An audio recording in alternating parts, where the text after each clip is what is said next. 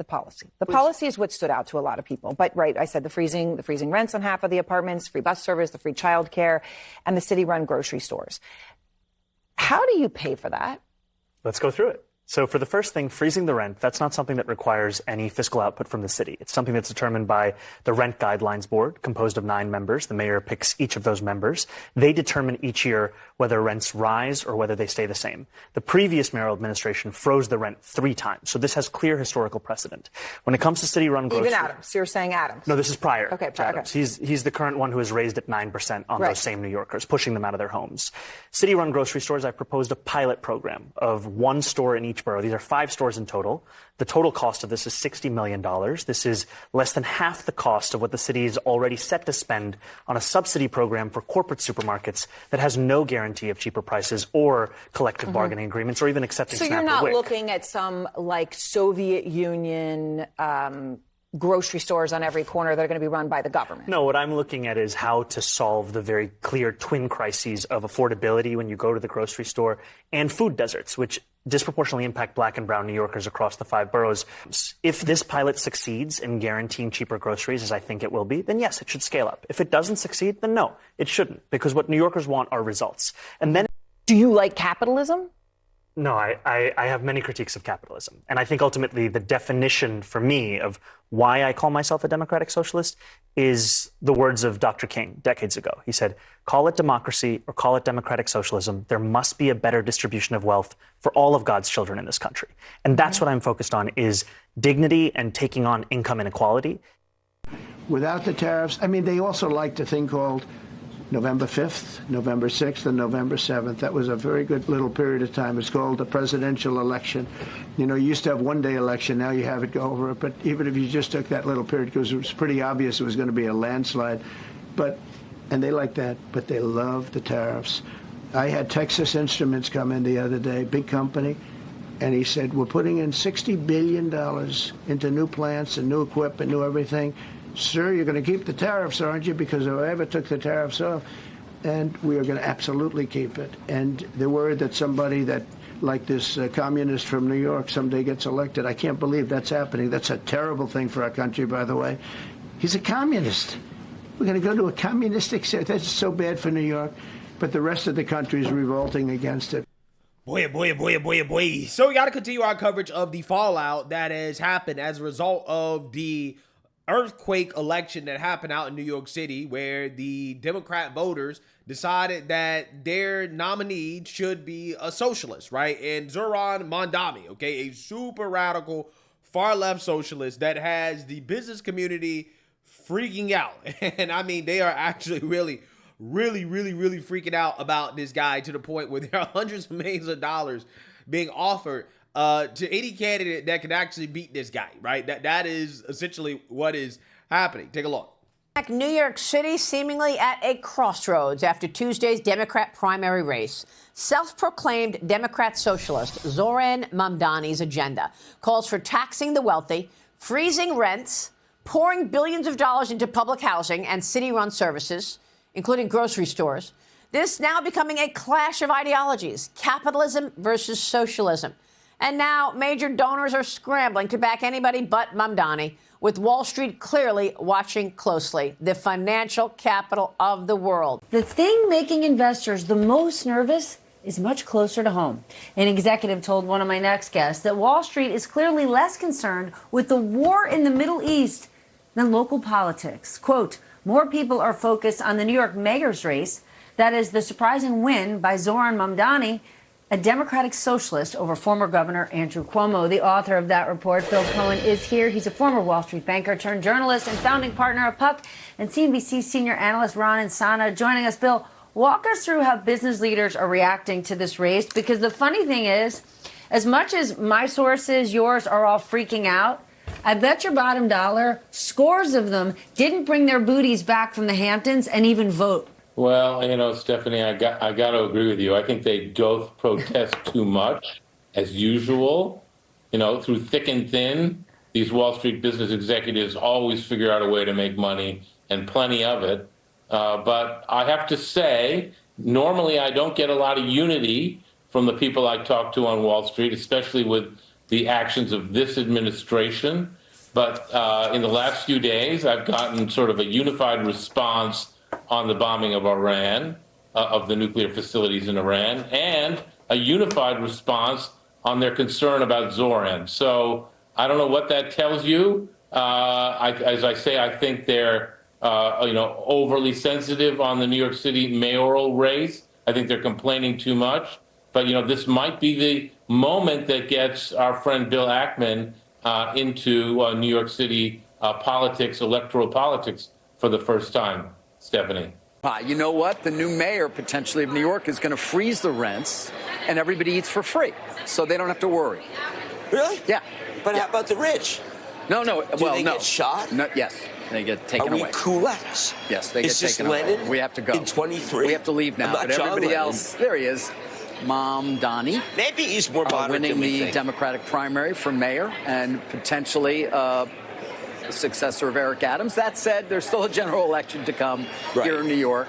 By the way, of course, we're here, we talk about it, but we are talking about a $2 trillion economy. It's not nothing. It is a, he wants to get the rents down. One good way to do it is to stop all business and drive everybody out. That'll bring the rents down.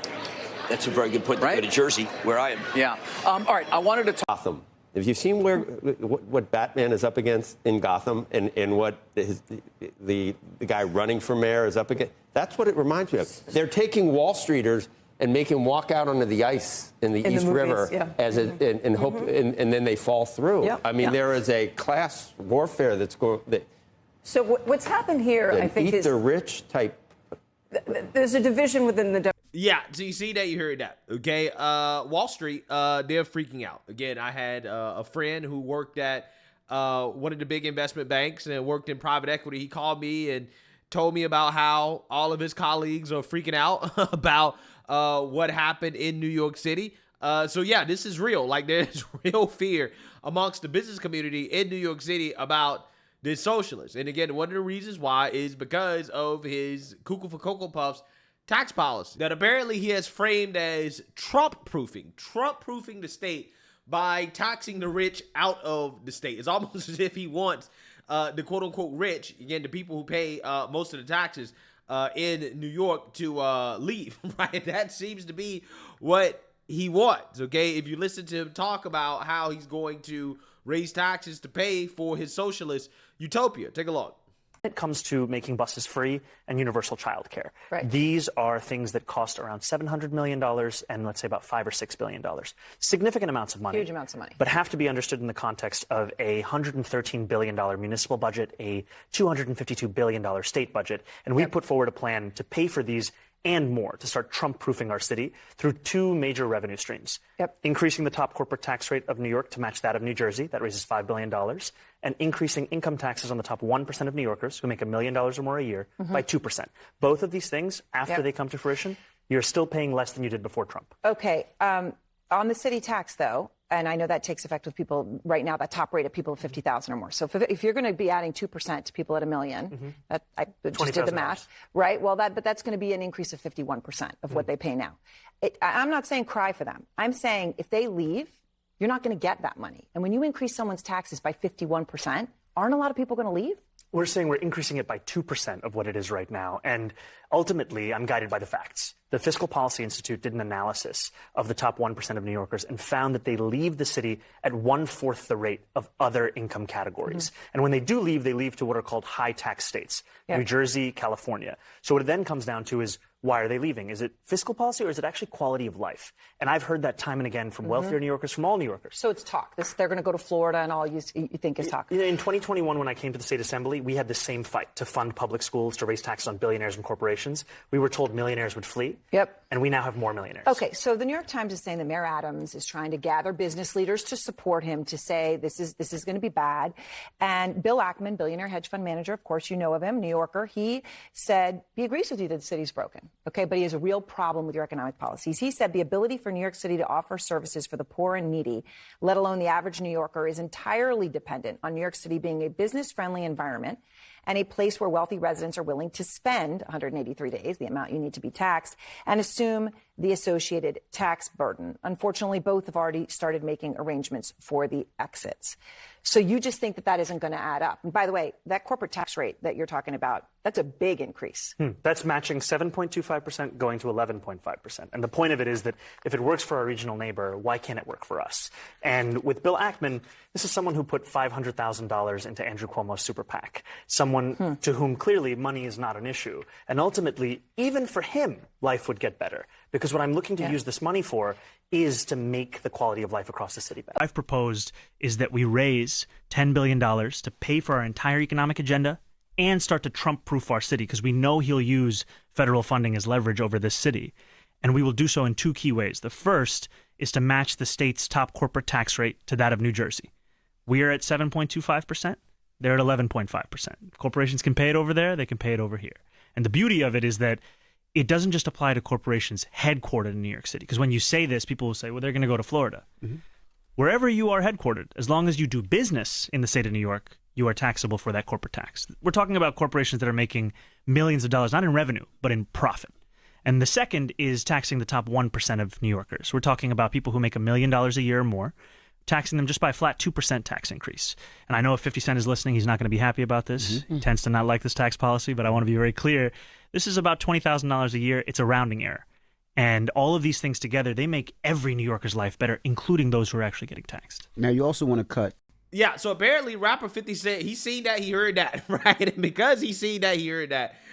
He has now spoke out about Zohran Mamdani offering to pay the NYC mayoral candidate $258,000 to get lost. He basically is offering money for Zohran Mamdani to drop out, right? That is what he's doing at this point. I can't lie. 50 a funny dude, right? 50 is a hilarious guy. So let's read here. Go shawty to some other state. 50 said he'll pay a pretty penny to get rid of Democratic Socialist Zohran Mamdani and his tax the rich plan after the Big Apple mayoral hopeful name dropped the Queens rapper on a popular podcast. Quote, where did he come from? Whose friend is this? I'm not feeling this plan. No, I will give him $258,750 and a first-class one-way ticket away from New York, 50 wrote on Instagram Wednesday. The 49-year-old hip-hop star, whose real name is Curtis Jackson III, was firing back at comments Mamdani made about raising taxes while appearing on The Breakfast Club earlier this month. Quote, we're talking about corporations that are making millions of dollars, not in revenue, but in profit, Mamdani said during the June 11th interview about his plan to hike taxes on businesses and the wealthy. And the second is taxing the top 1% of New Yorkers. We're talking about people who make $1 million a year or more, taxing them just a flat 2% tax increase, he said on the nationally syndicated morning radio show and podcast. I know if 50 Cent is listening, he is not going to be happy about this. He tends to not like his tax policy, but I want to be very clear. This is about $20,000 a year, Mamdani quipped. But after the segment aired, the Grammy-winning In the Club rapper, whose net worth is estimated at close to $1 billion, didn't exactly feel like sipping bub with Mamdani in the VIP section. Quote, I'm telling President Trump what he said too, 50 wrote in the scathing post, along with a thinking emoji. Yeah, so 50 Cent is not happy about this, okay? And he's not happy about it for obvious reasons, right? I think, of course, what is going to happen here is that with Mamdani's plan, you're going to have a bunch of people that are going to leave, okay? The actual tax base of New York City is going to leave. That's exactly what's going to happen. And again, these socialists, man, they really do believe that they just need to try real socialism, right? They haven't, the Democrat Party's not far left enough, right? Like, we haven't seen the disasters of moving towards socialism when it comes to Chicago, Oakland, San Francisco, Seattle, California, like all of these, blue states, these blue cities that have been moving towards socialism. Now, you don't understand. The failures are not because they're moving towards socialism. It's because they're not socialist enough, right? They're not soft on crime enough. They don't tax enough, right? That is essentially what they believe, right? But not only is this dude a socialist, okay, apparently he's also a racist, because a part of his tax plan is to tax the whites, right? He wants to tax the whites, right? That is apparently a part of his plan, okay? This is what this dude ran on. Let's read here. He basically says that the Mamdani administration will address this deeply inequitable system using the full power of the mayor's office to both address the system directly and working with legislators at the state level to win necessary reforms. In the long term, these changes will include implementing much of the New York City Advisory Commission on Property Tax Reform's 2021 recommendations, which are comprehensive. However, shorter term, immediate relief is necessary. The administration will, quote, shift the tax burden from the overtaxed homeowners in the outer boroughs to more expensive homes in richer and wider neighborhoods, okay? So this guy is saying that, listen, we want to issue tax policy based off race, right? The wider neighborhoods, yeah, you need to pay more, right? You need to pay up because you're white, okay? The property tax system is unbalanced because the assessment levels are artificially capped, so homeowners in expensive neighborhoods pay less than their fair share. The mayor can fix this by pushing class assessment percentages down for everyone and adjusting rates up, effectively lowering tax payments for homeowners in neighborhoods like Jamaica and Brownsville while raising the amount paid in the most expensive Brooklyn brownstones. Yeah. So, yeah, that is what he wants to do. Okay. This guy wants tax policy based off race. Okay. He wants to tax the whites, and the whites voted for him, right? They voted to increase taxes on themselves because apparently they have Stockholm syndrome, right? But here's my thing, right?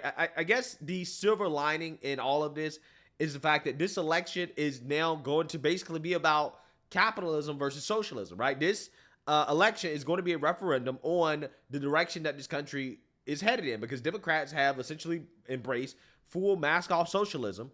And because of that, you now have Eric Adams, who at this point seems to be the best bet to actually be able to beat Mamdani. He's coming out and he's running a campaign explicitly against socialism. Take a look. This is a city not of socialism. No. I've been to socialist countries. This is a city where you could come as a dishwasher and you could own a chain of restaurants. This is a city where you can be a cab driver and then become a doctor. This is a city where you could go from homelessness to building housing. This is a city where you could be a young person who's dyslexic, a young person who was rejected, and eventually to be elected to be the mayor of the city of New York. This is the type of city we're in. This is not a city where you use idealism to state you're giving everything to everyone for free. There's no dignity in someone giving you everything for free. There's dignity in giving you a job so you can provide for your family and the opportunities that you deserve. So this is not a city of handouts. This is a city of hands up. We're going to lift up the city of New York. And so I'm asking you, New Yorkers, to continue to stand with me as we move this city in the right direction. I'm ready to be your mayor again. Yeah, so I can't lie to you guys. I kind of got goosebumps listening to Eric Adams, because if you close your eyes, right, it sounds like he's a Republican, right? He sounded like a Republican when he was giving that speech. But that's exactly what this country needs. That's exactly what this country needs. We need a Democrat Party that is sane, okay? We need a Democrat Party that is not the party of handouts, that is about trying to create jobs. And the fact is that there is no dignity in getting stuff for free, right? But there is dignity in working and earning your keep, right? There is certainly dignity in that. And ultimately today, yes, this is exactly what we need. We need to have a national referendum on socialism versus capitalism, right? We need to remind these people that the reason why this country became great is because we didn't go the route of the Soviet Union. We didn't go the route of China. We adhere to our capitalist ideology, and this is why this country became great, right? And this is why all of these immigrants, right, come to the United States of America in the first place, because again, we are a capitalist country, and we should not stray away from what made us a great country in the first place. So with that being said, okay, Cuomo is actually staying in the race for now, okay? Unfortunately, despite calls to drop out, and Curtis Sliwa also is staying in the race. He's the Republican candidate. He's staying in the race too, because a lot of people are saying that he needs to drop out and Cuomo needs to drop out and get behind Eric Adams so that it's a 1v1 race and that he has a better chance of beating Mamdani. Now, I will say this. I definitely think that Cuomo should drop out. But in regards to the Republican dropping out, I don't think that we should come to any conclusions about whether or not he should drop out until we actually see some polls, right? Because ultimately, at the end of the day, who knows? Maybe the Republican actually has a better chance of winning, or the best chance of winning out of all of the candidates in the race if they all stay in, because of the way that the vote would be split, right? The Democrat vote being split between Eric Adams and Zohran Mamdani could actually help Curtis Sliwa win, right? So I don't think that anybody should be calling for the Republican to drop out yet until we actually see some polls to suggest that it will be best for his supporters to get behind Eric Adams. Because again, if the race stays split, then maybe, just maybe, there's a chance of New York actually getting a Republican governor, which in my opinion would be the best outcome. Even though I have warmed up to Eric Adams, right? I kind of like Eric Adams, okay, to be honest with you, as a person.